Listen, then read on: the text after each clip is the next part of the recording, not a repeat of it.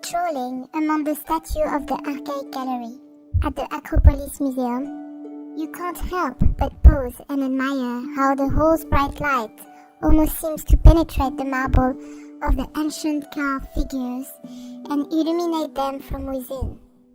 If you don't stop to question this phenomenon, you might harbor the misconception that the statue's white color is what gives them their grace and beauty. Yet, ancient art would have been a riot of color and glitzy decoration. Phidias, the most celebrated sculptor of his day, also created a huge statue of Athena Parthenos to stand inside the Parthenon. Although the statue is long since destroyed, we have a description of it in the writing of the ancient historian Pausanias. He tells us the statue was chryselephantine, covered in gold and ivory. Even bronze statue would have been much brighter than their dark brown appearance suggests today. Bronze acquires a patina over time. What we see as a uniform greenish-brown head would have been once gleaming bright, almost golden. Hair would have been painted dark, and the flesh might well have been painted too. The eye sockets of ancient statues are often empty, because the eyes were made separately, and they have been lost over time. There is a magnificent pair of Greek eye in the Metropolitan Museum of Art in New York, made of bronze, marble, quartz, and obsidian. The bronze eyelashes are particularly delightful, if a little disconcerting. Archaeologists have been able to use ultraviolet light to read colors on statues, which retain no obviously visible sign of their decoration. Although it is not always possible to identify the precise color used, the patterns which were painted onto the surface of a statue are often easier to spot. The statues from the temple of Aphaia on the Greek island of Aegina are a perfect illustration of this.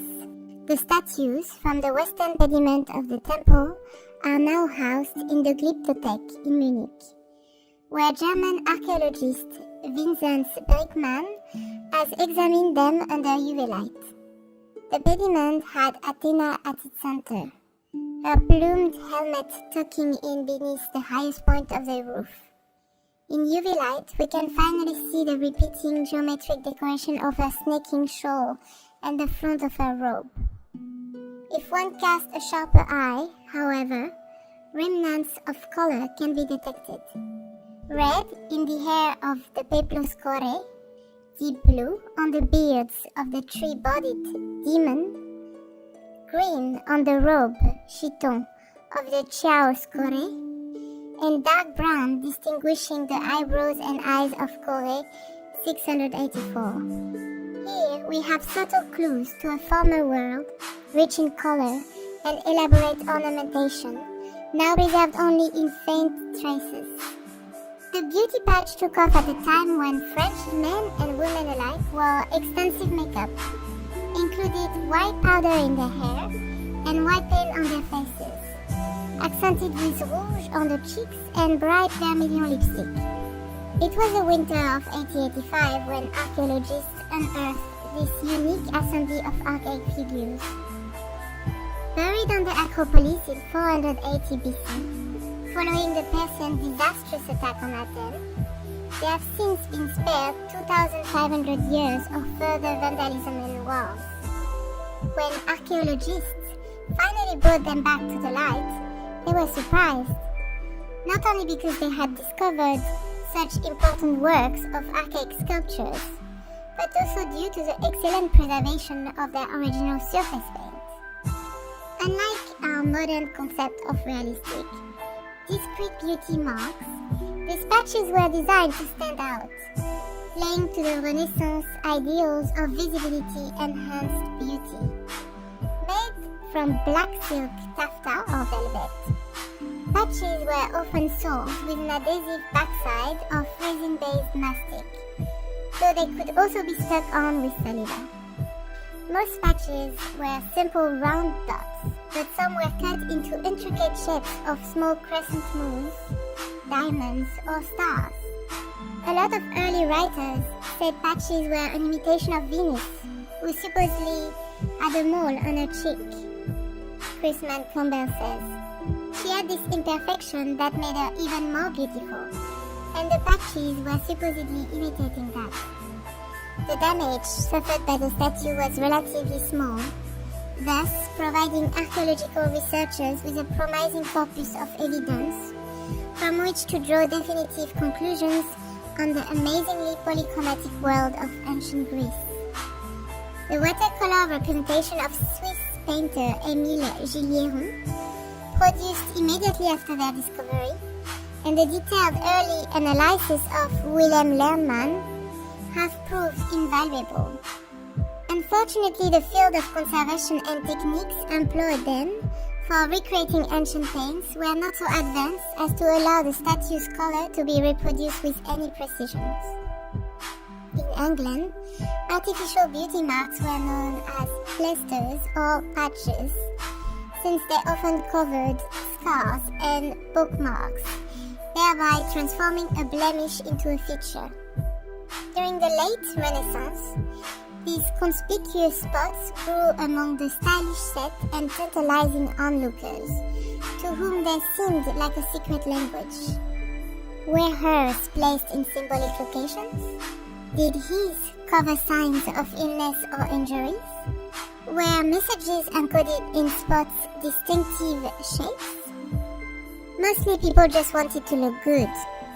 While utilitarian face patches date back thousands of years, their aesthetic application only took off in the late 1500s.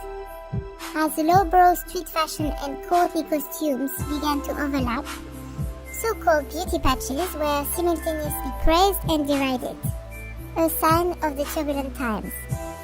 So far, scientific research has led to important conclusions.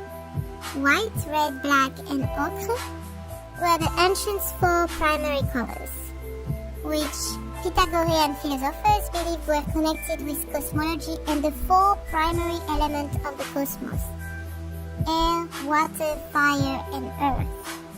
For the ancient Greeks, color constituted a means of classification. The god had blonde hair that radiated their power. Warriors and athletes had brownish skins as a sign of virtue and valor, while women, chorus, had white skin that signified the grace and the glow of youth.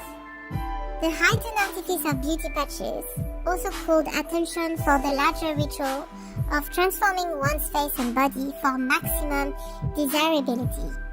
In France, this practice was known as the toilette, which evolved from a term for the bit of cloth or petite toile that covered the dressing table. In the late 17th century, the morning toilette of France's upper crust imitated the decadent dressing customs of royalty, who would sometimes entertain guests as they put the finishing touches on their makeup and outfits, along with the help of a horde of servants.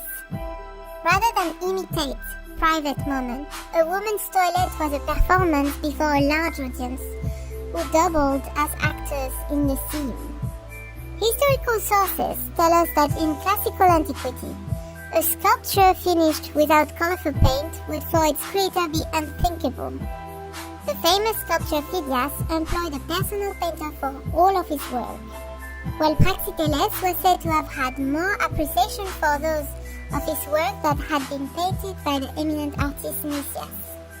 Despite their prevalence, face patches were still guarded by social codes that had to be walked like a tightrope.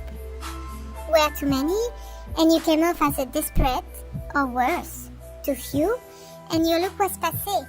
Regardless, the usefulness of patches wasn't lost on those living during an era of limited treatment for diseases like syphilis or smallpox, both of which could severely damage the skin.